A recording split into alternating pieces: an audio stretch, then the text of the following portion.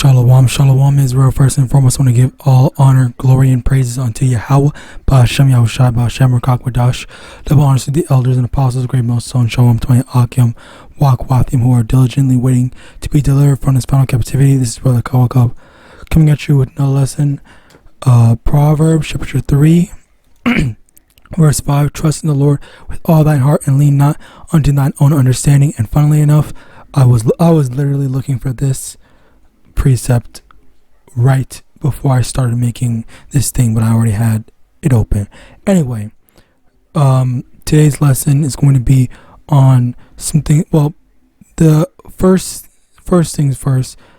It is the main thing is that we need to understand that while things might not look like they are going your way, or they might look bad or unfavorable, and maybe you might get hurt, maybe you'll lose something, quote unquote, I guess, specifically something, but ultimately, by the end of the whole endeavor, if you are on the right side of YAHAWAH, then the Lord will make it worthwhile, or turn it into a good. Oh, now I just freaking remembered another precept. Fuck. Anyway, let me get this. Job. Bear with me one moment.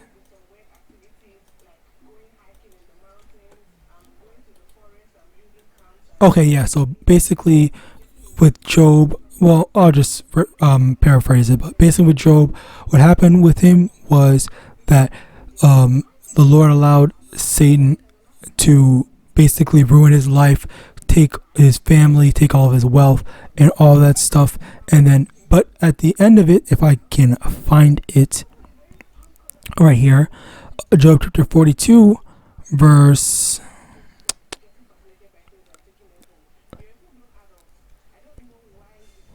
7, I think. And it was so, after the Lord had spoken these words unto Job, the Lord said unto Eliphaz the Temanite, my wrath is kindled against thee and against thy two friends, for ye have not spoken of me the thing that is right, as my servant Job hath.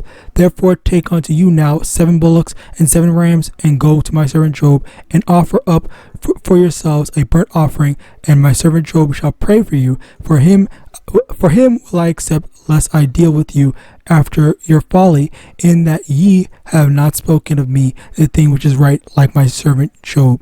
So Eliphaz the Temanite and Bildad the Shuhite and Zophar the Naamathite went and did according as the Lord commanded them.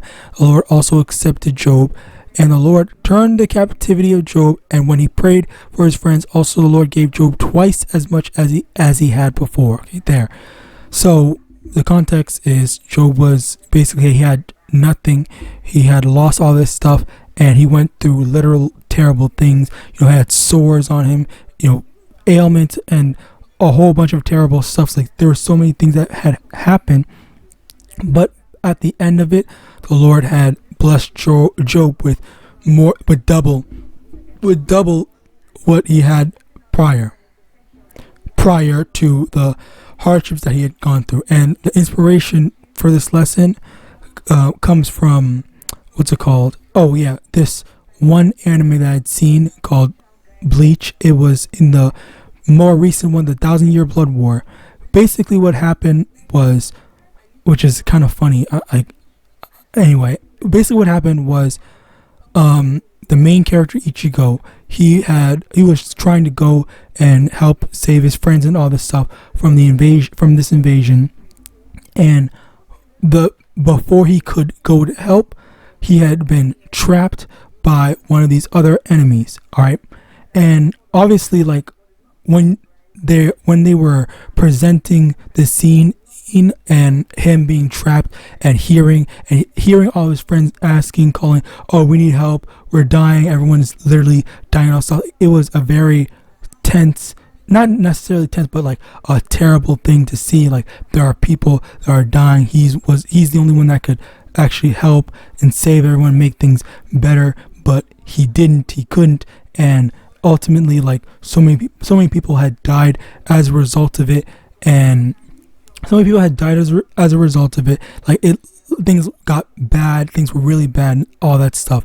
But the funny thing is, which I don't remember how I came across this, but the funny thing, oh yeah, I do remember. Okay, so basically, I didn't seek this out, but basically I had seen a Quora thing, topic on it, like what would have happened if Ichigo wasn't, or more specifically, it was more so, I guess I did seek it out, so Slakia. Basically what happened was, what would have happened if Ichigo killed the person rather than leaving him alive, the person that jailed him, because the only reason why he had been jailed is because he left that guy alive. So I was thinking like, okay, so if he didn't, then he could have just gone and everything would have been good. But no, which someone made a Quora topic and basically said, if Ichigo was not jailed, then YAHAWAH would have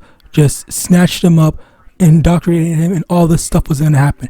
And as a result of that, I thought to myself like, wow, okay, so now this is the perfect parallel, because things like this, bad things that happen, it seems like it's a bad thing, but ultimately it is the best possible thing to happen. It's the best possible thing for us, for us sometimes, especially for us being in this truth. When something bad happens, it's meant to happen as the Lord's will. So in terms of like, if you're not doing anything wrong, obviously, but the thing is, it's meant to happen, because if you're trying to do maneuver, doing the best that you can, trying to avoid any problems and whatnot, and then it's just sometimes the best that you're able to do, it's not right. It's not that it's not right. It's not enough at a certain point in time, and it might lead to your destruction. It might lead to whatever bad thing that can happen. All right. So the parallel is, with that, we have to sometimes accept certain. Actually, let me get that precept first.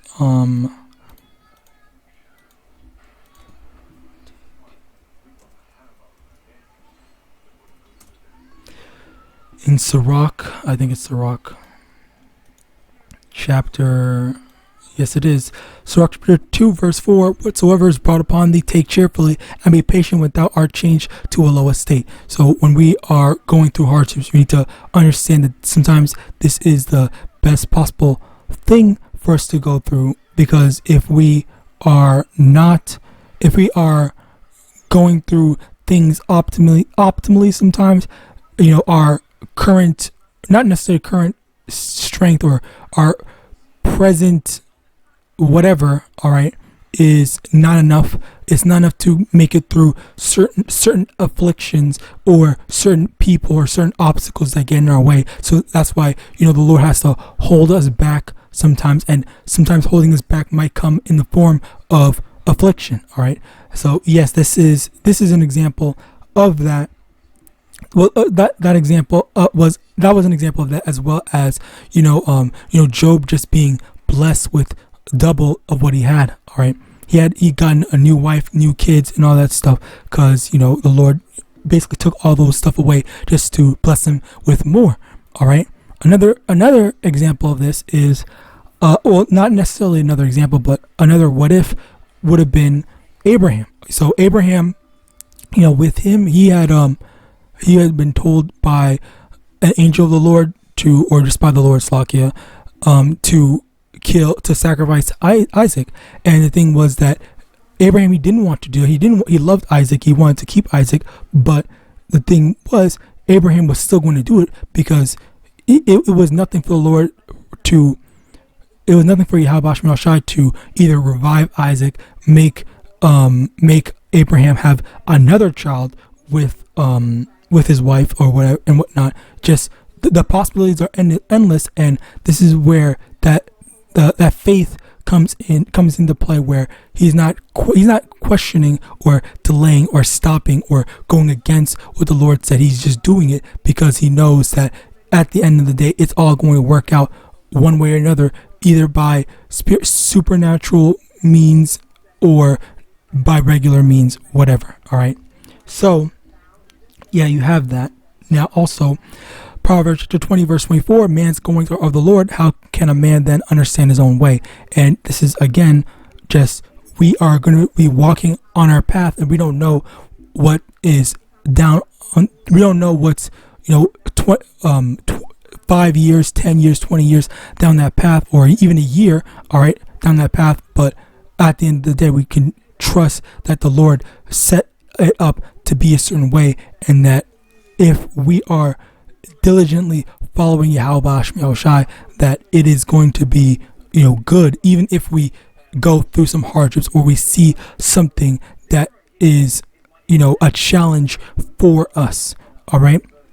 Continuing on, John chapter 11, verse 50, nor consider that it is expedient for us that one man should die for the people, and that the whole nation perish not. The final example is YAHAWASHI, dying. That wasn't a nice thing that he had went through. It was a hard thing. He didn't want it. He even prayed to his Father to spare him of that tribulation. But yet, after it's done, YAHAWASHI was ascended into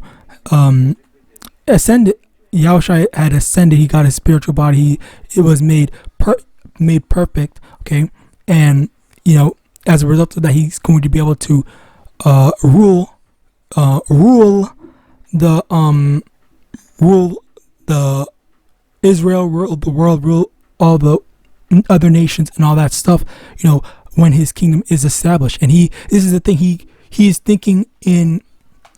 was thinking through, the spiritual lenses of what is promised from YAHAWASHI, rather than, taking advantage of, oh, well, my father is rich, I can, get a job in what he's doing, I can just, live in this society and whatnot. No, he abandoned all that carnal short-sightedness for the kingdom of heaven. All right, which is what we also need to do, which is why when there is hardships on the horizon, we have to be able to not only endure but accept it. Okay, as we read in Sirach 2 verse 4, take whatever is brought upon thee, take cheerfully. Okay, so with that, I pray the system was edifying. I want to give all honor, glory, and praise unto Yahawah, Ba'ashem Yahawashi, Ba'ashem Kakwadash, double honors to the elders and apostles, great millstone, Abad Babal, and Shalom.